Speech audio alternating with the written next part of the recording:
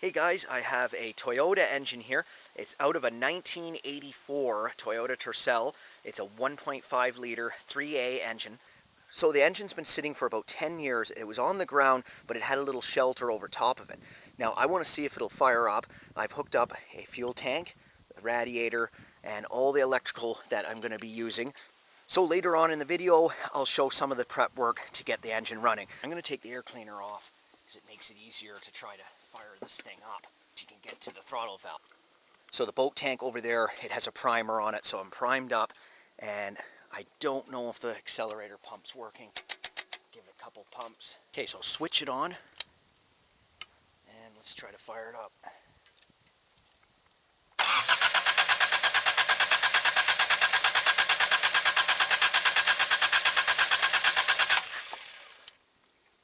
Okay, so I'm going to have to give it a drink.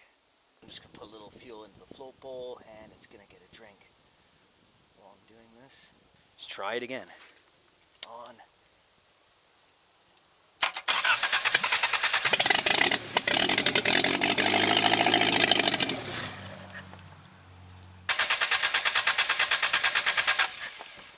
So accelerator pump's not working.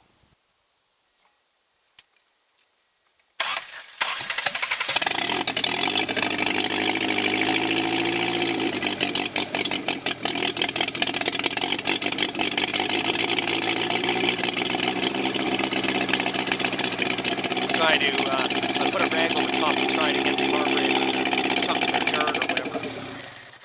Okay, so I switched up the fuel tank. I have the plastic tank now. I think there was some water in the bottom of the steel boat tank. So I'm going to try it again.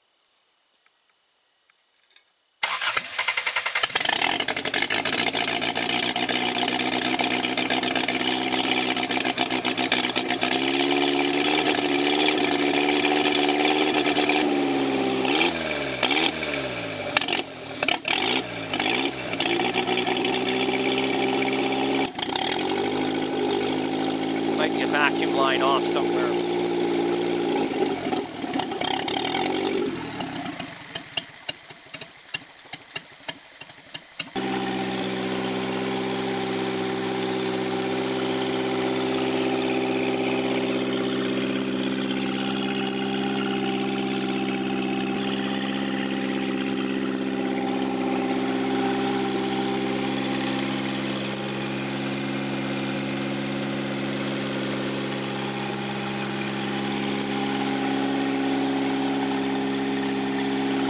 Let it run for a little bit before I take the rag off, see if it sucked all the water out of the bottom of the carburetor.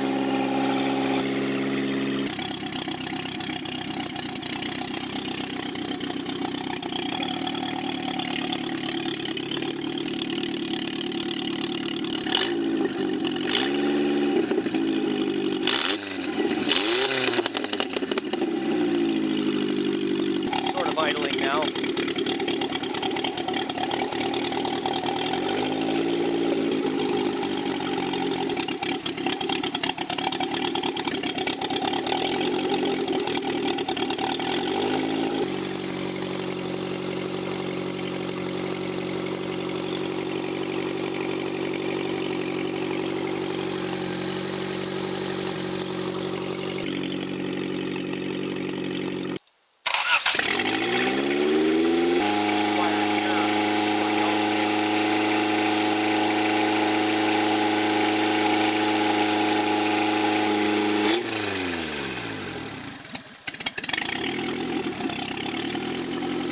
Okay, so it's charging now. So the engine runs okay. I had to switch up the fuel tank because the other tank had some water in the bottom of it, unfortunately, and it was all in the lines and in the bottom of the carburetor. So that's why I had that rag on top of the carburetor to try to draw the water out of the carburetor.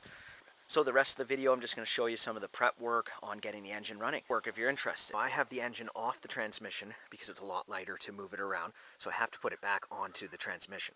But first thing, if you find an engine like this and it's been sitting on the ground and you want to try to get it running, well, you want to check a few things. So what I'm going to do is I'm going to check to see if it's seized or not. That's the first thing. Now, one thing is the engine may not be seized, but the alternator may be seized because that's a very common thing. So you want to move both pulleys. Try to turn the engine and see. So see here that this engine's not seized. And now before I start rotating this, I'm going to take a wire brush and I'm going to clean up these pulleys a little bit.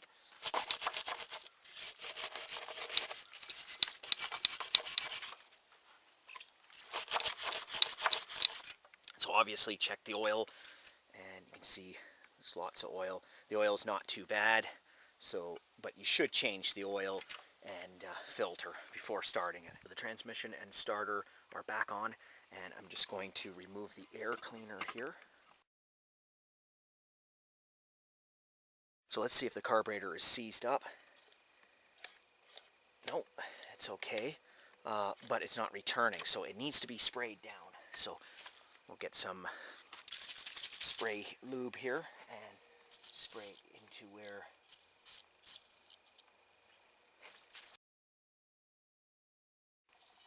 spray all the linkages down. Let's see how she goes now. It might have to work it in a little bit.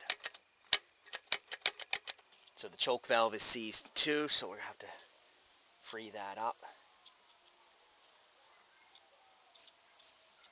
Okay, there we go. So now you can see that the throttle valve is moving now. And the return, this little lever here is part of the choke mechanism. So that has to be sprayed down as well. I'm going to get some. So now you can see that that is moving now. So we want to free everything up on it. I'm going to work that in a little bit. Now the choke is closed. Before, you'd have a real hard time getting this engine running with that choke open like that. So this plug here is very important because it operates the choke valve here. It opens the choke when the engine starts to warm up electrically. And also there's a little electric valve here that has to open. So we need those two connected. And the choke's working. All the linkages are freed up. So for the wiring, we're going to start off with the basics here. So this one here is your positive bat terminal. This one is the negative. It goes to the block of the engine. And there's ignition. There's the alternator wires for charging. And there's the carburetor for the choke and for the fuel cutoff. And we need our ignition wires here. This wire down here on the starter, this one here is the solenoid. So this one's the starter wire. So what you should do is remove all the insulator off, and then you can trace the wires back, because you're not going to use all these wires here. You're only going to need a few wires. So it's the easiest way to do this if you don't know the wiring. So one of the most important things to do is to see if there's oil pressure. The oil pressure sending unit's right there. You can see in there. So you connect one wire to that, and I've just traced it through the harness, and that goes to a light bulb. So it goes to a peanut bulb, and then you just put the other end to positive. You can see how if I attach it, it'll light up. So it's providing a negative right now. Okay, so the bulb is on, and I'm just going to attach the starter wire now, and if the bulb goes out, then we have oil pressure.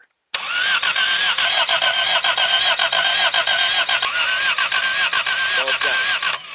So we know that there's oil pressure. Now the system is completely primed up. So I've determined the wires that I need to actually get this engine running, and these wires down here are actually not being used for anything. They're just taped up and they're off to the side. Okay, so the fuel system on this engine is really simple, and here's the mechanical fuel pump. This one is a return line, and this one is the suction line. So you attach this one to your fuel tank and suction line, and you can have a prime bulb on there if you want, and then this one just goes back to the fuel tank, and it can go in through the top of the tank. It doesn't really matter. It's just a return line. So the next thing you want to do is check for spark. So I have the main positive here. I'm going to attach the wire for the ignition, and then I'm going to touch the starter wire, the solenoid for the starter, and then I'm going to look at the spark plug over here. So let's see if there's a spark on the end of the plug.